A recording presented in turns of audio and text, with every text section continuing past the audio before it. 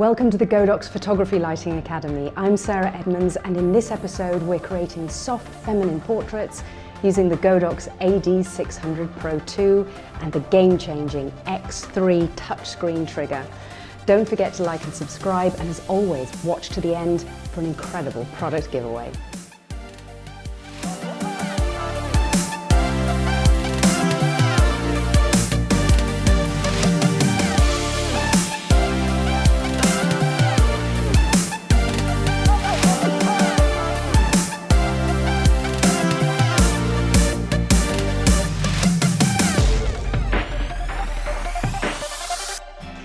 Our project for today is to create beautifully soft feminine portraits with my friend and model, Catherine.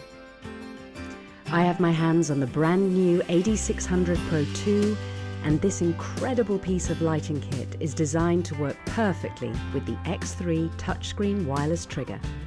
It has some impressive new features that I cannot wait to try out, including one-touch syncing between trigger and lights and color coding for different groups, so you can see at a glance which light is set to which group. This is going to make wireless shooting in and outside the studio easier than ever. I'm keeping things simple to start with just one AD600ProII in a 120cm softbox, camera left and feathered across our subject. This provides a beautifully soft wraparound light.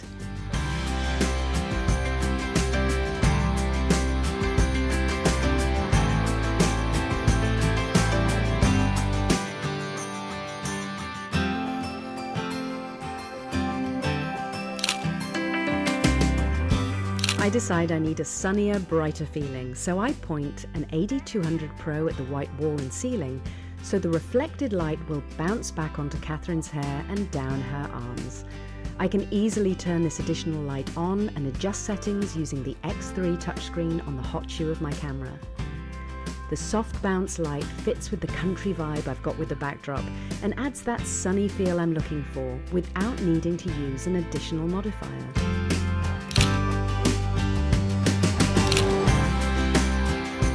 For the next outfit, I lower the power of the bounce light, leaving just enough to illuminate her hair almost imperceptibly. I also open the aperture to f2.8. The combined settings of 125th of a second shutter speed and wide aperture also lets in some ambient light from my windows for even softer shadows.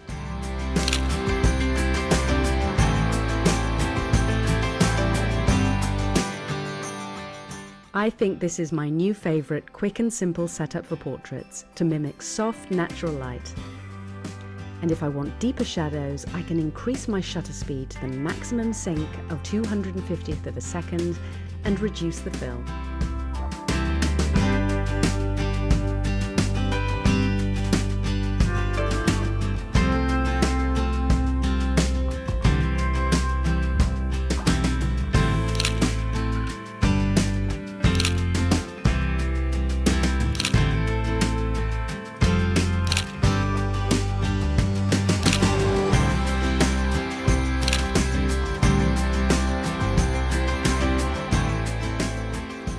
Now, I have something in mind for this outfit, and that's to add a digital background. So I need to adjust the lighting so it will match the environment I'm envisioning. And I move the AD600ProII and softbox to the side and behind the subject. You'll see why this is necessary in a second.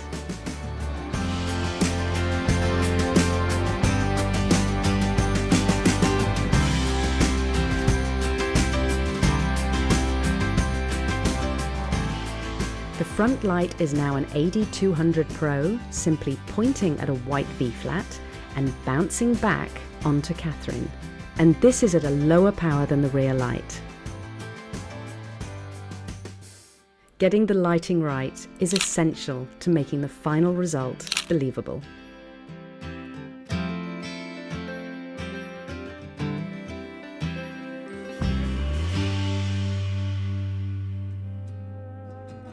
For our next look, I am going to pull the softbox further back to ensure there's enough spread to allow full-length portraits, and with just one light I start at f2.8.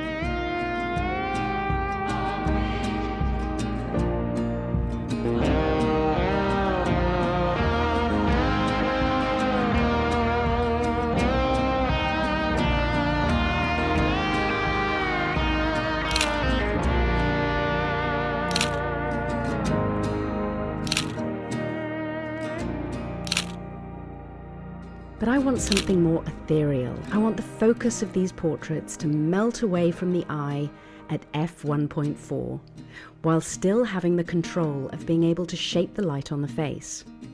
I reduced the power of the strobe down to 256th of a second. The new AD600ProII goes down to even lower power, all the way down to 512th power.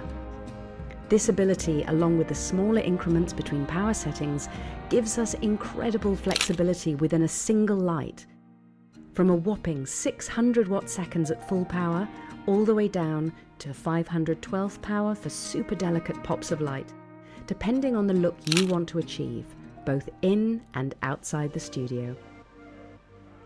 Our final look is classic and striking, so I pull the softbox closer to our subject for a perfect Rembrandt lighting pattern.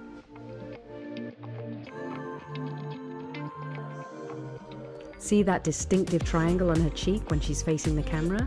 That's the painterly style I want.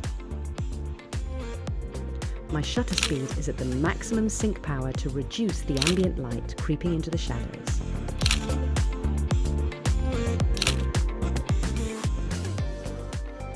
Now, I love to use natural light and blend it with my strobe, and I'm lucky enough to have a daylight studio with huge windows that allows me to do this. But what if you don't have this even natural light available? Well, remember the bounce light? You can create your own fill light by bouncing a flash off the ceiling.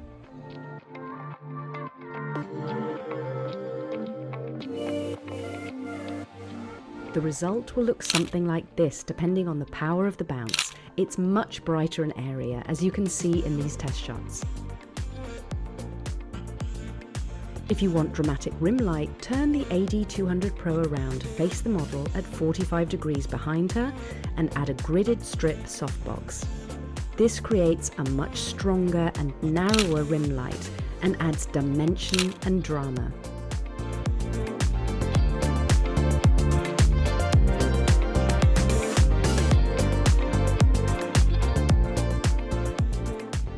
After playing with these different settings and looks, I've decided that one light is the way to go for a timeless classic look.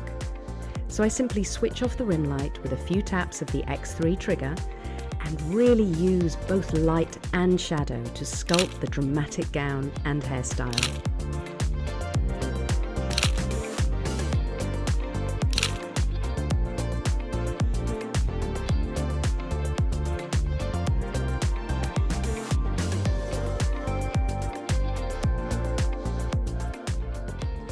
Everything is so easy with the AD600ProII and the X3 trigger. I absolutely love it, and so does Catherine.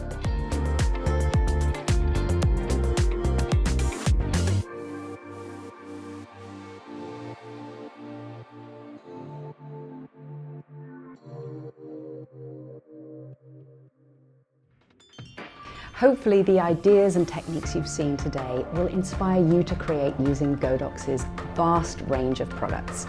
Godox offers a one-stop shop for all your photography needs, from lights to stands to modifiers and more. And at the end of every episode, we're giving away a free product. And this week, it's the X3 trigger that you've seen me using. It's an absolute game changer. I love it. And for a chance to win, all you have to do is answer this easy question and pop it in the comments below. If you had your hands on the AD600ProII, what would you use it for and why? Would you use it inside the studio, outside, or a mixture of both? I'm Sarah Edmunds, and I'll see you next time. Until then, keep creating with light.